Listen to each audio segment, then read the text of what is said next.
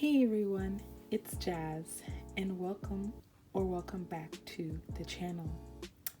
My name is Jasmine, aka Jazz, and on this channel you will see cash envelope stuffings, budget breakdowns, savings challenges, and all that stuff related to personal finance. So if any of that sounds interesting to you, please hit that red subscribe button, like this video, and leave a girl a comment down below. So let's get into the video.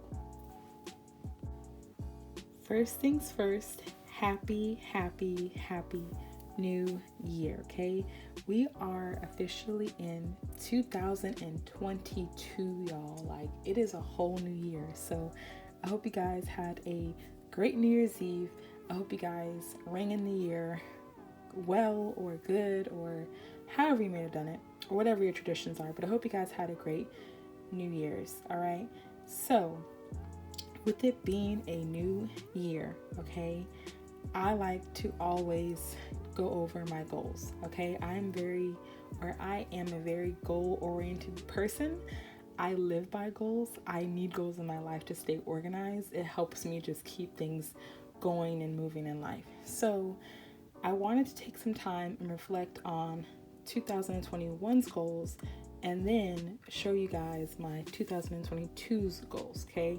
And I did that because this is what I used last year as far as my goals and budgeting and all that, and this is what I'm using this year for my goals, budgeting, and all that, okay? So before I talk about this year's goals, I want to recap with last year's goals. So let me go ahead and move this out of the way. All right, I want to go ahead and open up my budget planner notebook from last year, 2021, to the first page and show you guys what my financial goals were for last year, okay? So this is it. And I'm going to go in a little bit so you guys can see a little better, okay? So last year I only had a handful of goals, literally 5. And I want to just go ahead and touch on them and then talk about, and I guess do a recap and overall how to go. So number 1 was tracking my spending and budgeting. And that one, I did it. Sometimes not that much. Really, it was a fail, and that's my fault for not tracking as well as I should have. Like, some months I was tracking perfect, boom, pow, awesome. Other months, I just wasn't doing it, okay? So that was a fail. I already know it was. Number 2 was pay off my car before December 31st of 2021. That one I actually did do. I actually paid my car off last year on April 11th, if I'm not mistaken. And I have a video about how I did that too, and I'll link that down below. But I paid off my car way before the end of the year, and so that was awesome, okay? Great. And number 3, baby step number 3. Funny how I did that, right? And this is Dave Ramsey inspired. So for those of you who don't know, Dave Ramsey is a financial guru, okay? He is known for getting millions of people out of debt and everything, and he has these things called the baby step. He has 7 baby steps total, but baby step number 3 is the fully funded emergency fund, okay? So 3 to 6 months worth of living expenses that you have, okay? So that one I did finish, and I just made a video on that as well, so I'll link that one down below as well, okay? But I did hit that goal, and I'm really happy because 2 and 3 were really big financial goals that I really wanted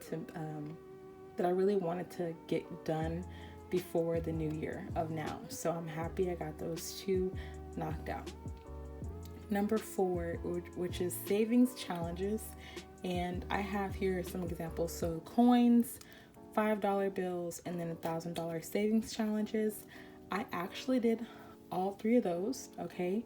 And I'll actually make a separate video for number 4 because I think it'll be easier for me to explain that in its own entirety and not everything. And then number 5 was make more money. And then I gave some examples of ways to do so. So a side hustle like blogging, a new skill, or Uber Eats, or donating plasma, or a summer job. And Rosa's is like a little Mexican restaurant here in Texas that we frequent and everything. And then lastly was cashback apps like Ibotta and Fetch. So these are the goals that I had for last year. And overall, I would say I think I did pretty good. I did make some money through side hustles. My big side hustle last year was Instacart and everything. I did really good with that. I also was really good at selling things on Facebook Marketplace, surprisingly, just stuff that we had here around the house. So I did really good with that. I did try DoorDash and that was a fail. Anyways, I would say that my goals overall were good. Obviously I need to work on number one way more and everything, but overall I did do really good with these goals. Okay, I hit 4 out of 5, so that's not bad. But let's go ahead and move on to this year's goals. Okay, so I'm gonna put my old budget notebook over here and I'm going to get my new one. So this is the Elevated Life Co. Workbook Duo, and this is what I'm going to be using for this year, 2022. Okay, I have an unboxing video on this already, and so if you haven't, or if you haven't seen that, or if you're interested in that, check that video out as well. I'll link that one down below too, and we'll just go ahead and look at my goals. So I still haven't written my name down, but I'm gonna write it down. Okay, it's going, and turn the first few pages, and we have the goals sheet. Okay, so how the ladies have it set up is you can really use this not just for your finance goals, but really your mindset or your productivity goals. So on the other sheet, I have like a sticky note, which actually has my financial goals written down, so I know which ones to fill in, but I really have all of them written down right here. So I guess real quick, outside of my financial goals, I want to work on an abundant mindset for me personally when it comes to just life, just thinking that there is more, that what I have doesn't mean that's what I have. What I have today is not what I will only have tomorrow, if that makes sense. Also for productivity, I want to just be more organized. So organization is key that I want to work on for that. Okay. So just to, talk about that, so you guys aren't just like, what is that about? So let's move on to my financial goals for the new year. So I'm gonna zoom you guys in so you can see a little better. All right, so since I hit baby step number 3, which is my emergency fund, I want to go ahead and just get right into investing. So I've been wanting to invest for quite some time, but I wanted to make sure that I had an emergency fund just in case.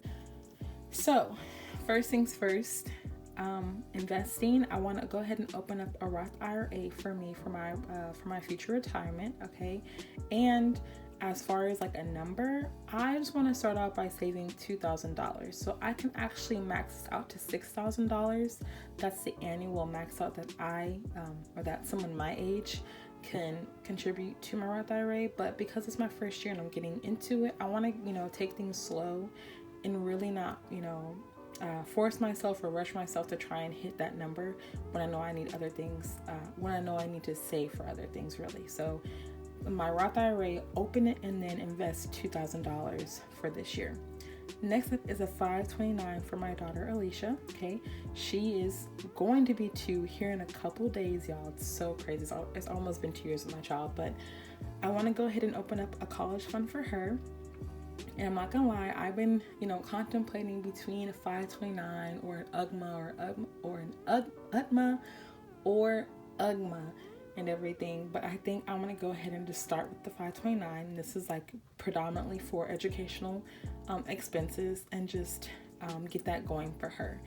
I think next year, 2023, I might open up an additional investing type of account, like an UGMA or an for her. But for now, we're going to open up the 529 this year, and my goal number for this is $750 for her as well. Okay, so moving on to the next thing I want to work on, and this is the infamous 100 envelope challenge. Okay, and I have a little star next to that for other things, but I really want to do this challenge. I've seen so many ladies create the boxes for them, and so many people do the challenges and everything. So I really want to do that this year and see how that goes. Next up, I have $600 for my car maintenance fund, and that's because I want to save more money in my car maintenance fund.